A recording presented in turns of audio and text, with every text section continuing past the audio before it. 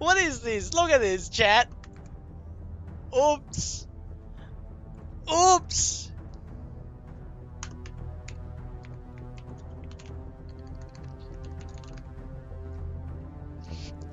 Due to changes in your country, aka having no heretics or heathens, they will no longer enforce interfaith dialogue.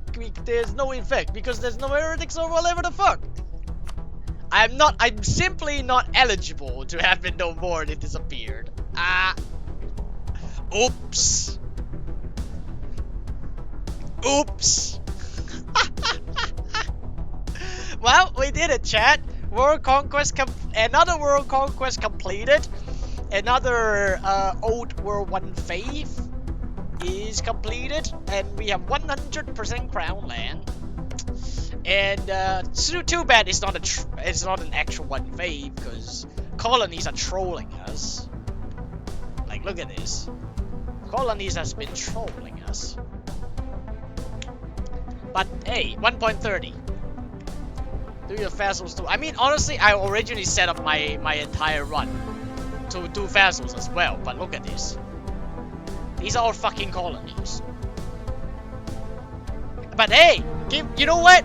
In the 1820s, we're still fucking pagans in America. They didn't get genocided off.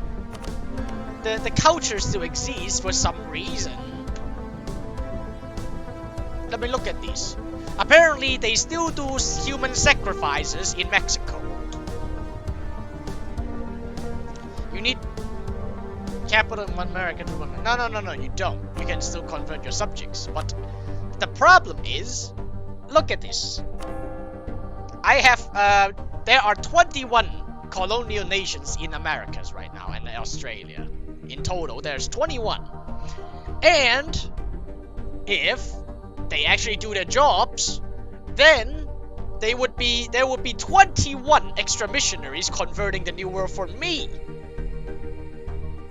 I mean, why the fuck should I be converting the New World anyway? That's what colonial nations are supposed to be for. Religion and cultures. They do. They have a built-in cultural conversion cost of 80%, minus 80%. They do. If anything, the fucking religion thing is the problem.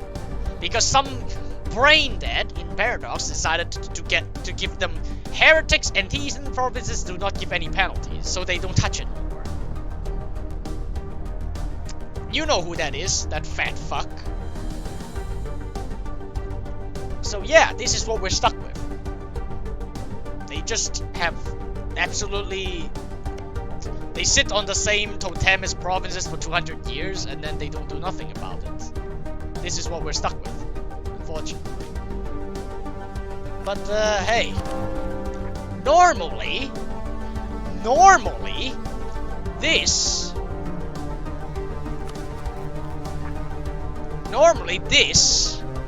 should be done before 1700 because I owned all of them before 1700.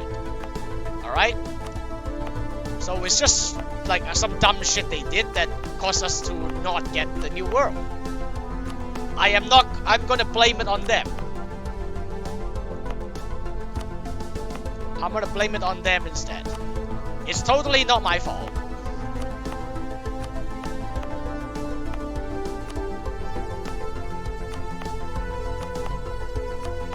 Do you realize I'm making more money making it into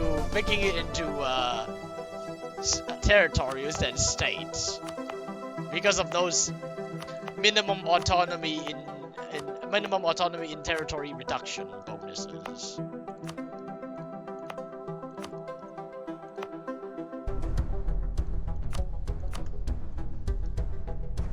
Alrighty, that's done. That's done. Yeah, I think that's done. Right. They broke it in 1.0. Yeah, exactly. That's the patch where they changed colony. It's fun this way. Territory and state work now. Well, you can actually make territory insanely powerful now with the economy hegemon. you'd stack the 5% from reduction from trade company, and then you stack the 10% from government reform, and then you stack this, and you can even stack State House if you want to, but I think that's a bit too expensive, so I didn't do that. You should make the entire World Trade Company. Yeah, I can do that, and then suddenly my governing cap would explode. Actually, I mean, you just need the town hall on every province. Like, that's all you need. You just need a town hall on every single province. Okay. Well, let's form the Roman Empire to see what happens. Lotharingia. I think this idea set is better than Rome, honestly.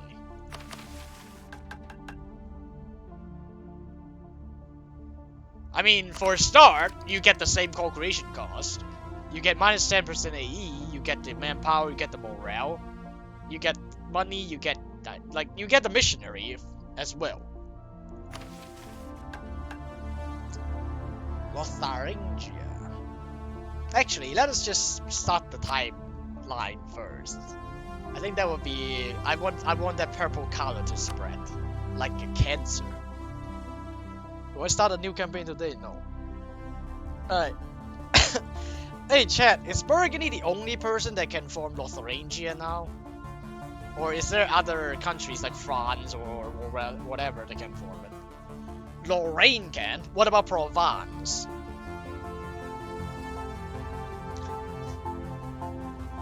But why Lorraine? Lorraine is such a weird choice. Lorraine is like some small nation that nobody cares about.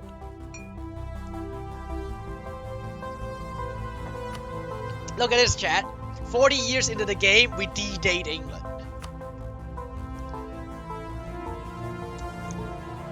Lorraine is French or Lotharingia? Really? I thought Lorraine is only good for a Franco-Prussian war. I thought Lorraine belongs to Germany. Right? Lorraine is technically a Lotharingia. Oh, okay. I thought Lorraine belongs to Germany. It's German.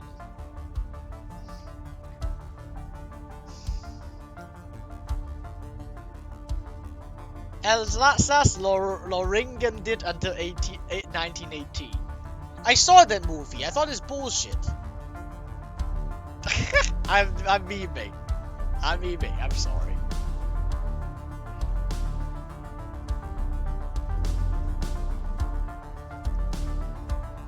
Paradoxes. Paradoxical.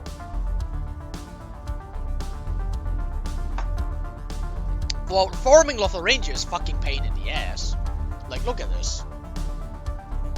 You need like 50 provinces in fucking HRE. In the Rhineland area. Which is crazy. Like, given that it's early game with no admin efficiency. Did we get to there already? Oh, no, we didn't. This new custom. It was like 1600 when I go there. I think I'm about to form it now. There! 1570. Strasbourg also sounds German, but it's French. I mean...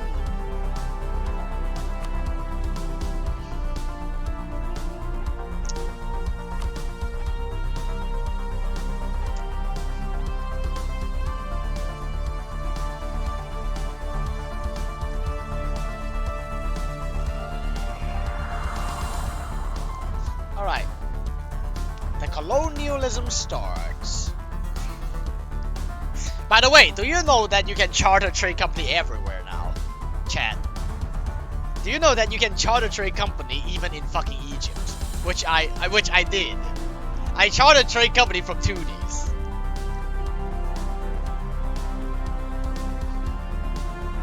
I chartered a trade company in Tunis, I chartered a trade company in Gaza, and then I end up taking all this shit to Mecca. It's so useful. I chartered a trade company in Arabia as well. I chartered a trade company in Ceylon. I chartered a trade company like in here, and It's so stupid. Like you get chartered everywhere because trade company is everywhere.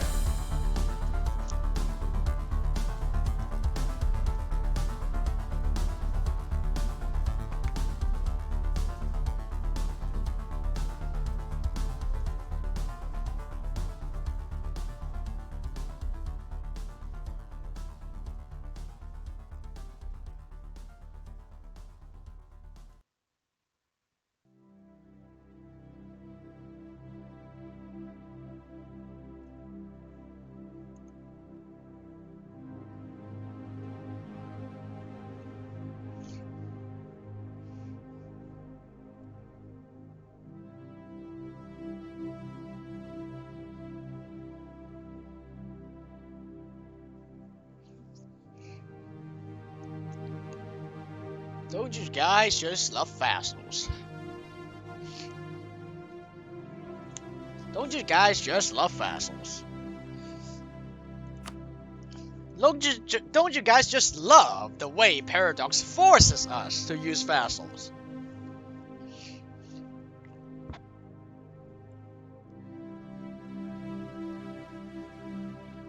By the way, do you guys know that?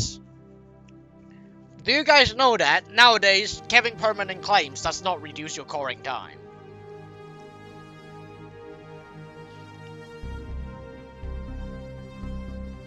Don't you guys just love vassals? You need vassals to do everything.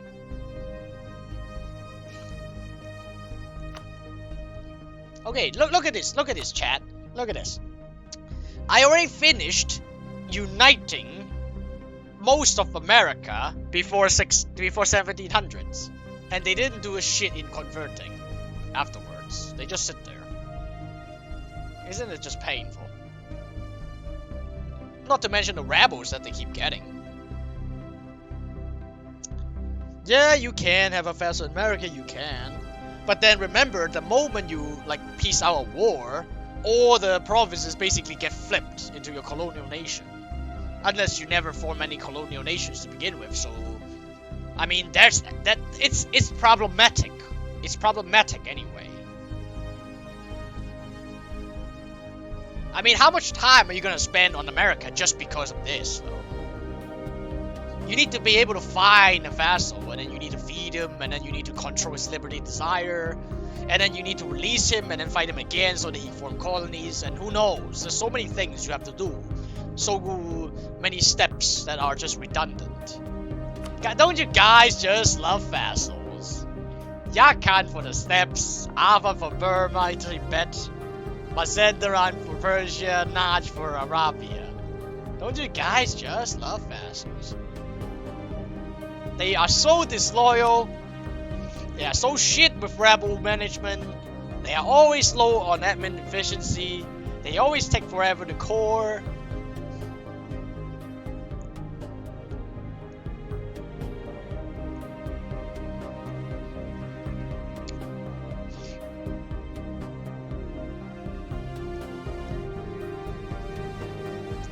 Look at this, 1760.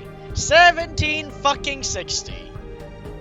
17 fucking 60. We have all of these things we need to annex. Fucking Russia, Ottomans, all this like, man. The nerf in the admin efficiencies really hurts. That nerf sucks so bad. It hurts the speed of conquest, it hurts everything so much. Okay, Asia's conquered. Beautiful shade of blue.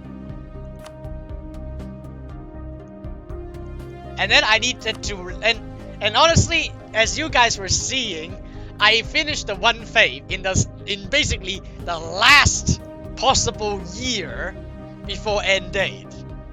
So without Yakan, without Ava, without Persia, without Naj, without Tunis, without Songhai, without Kalembonu, this would not be possible. And that is cutting it close. And that is already cutting it very close.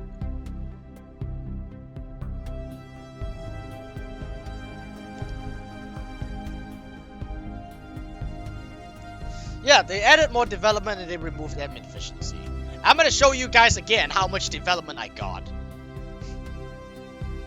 And then there's Novgorod as a last ditch resort, which actually helped. Otherwise, I wouldn't have done this.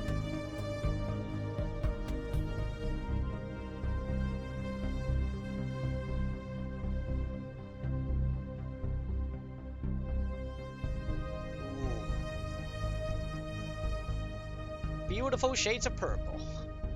So about that development shit, right? As I was saying,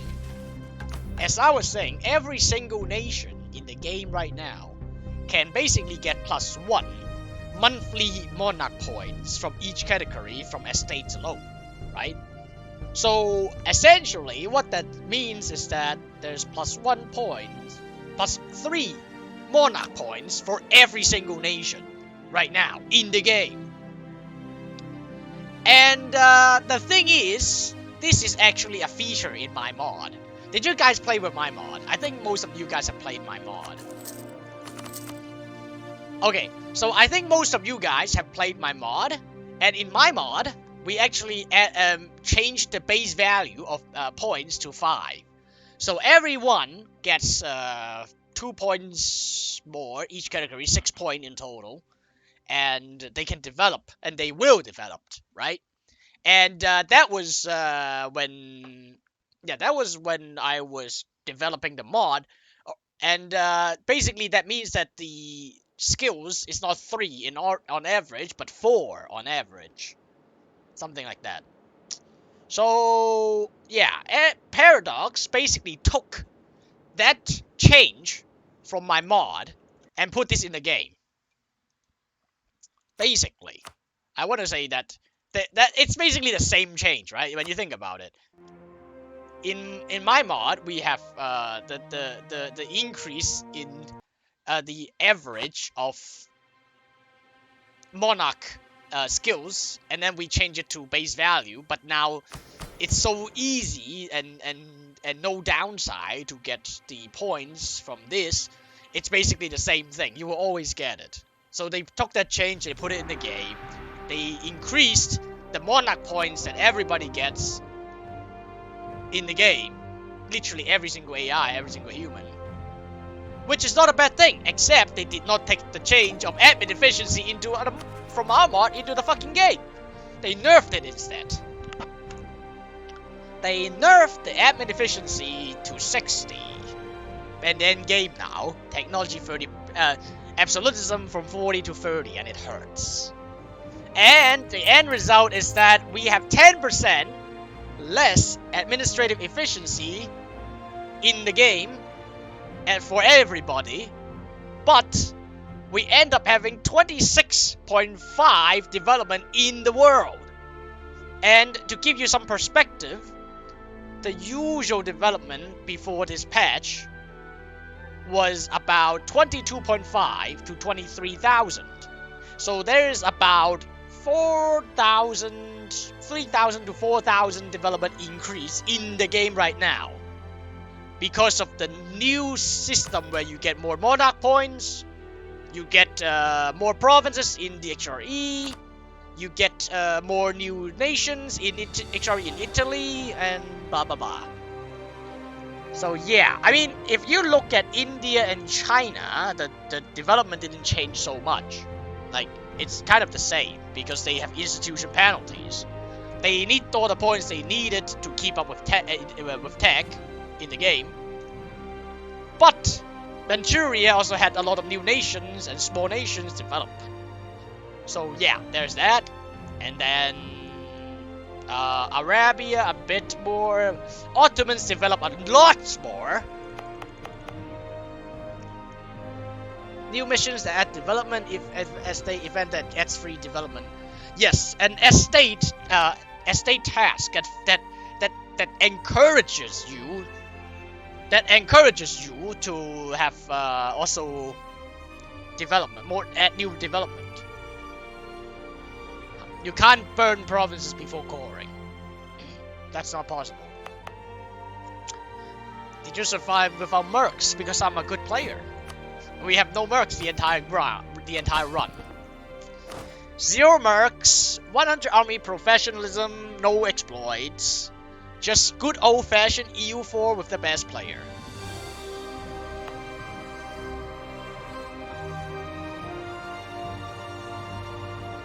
Wow. Huh? What the fuck?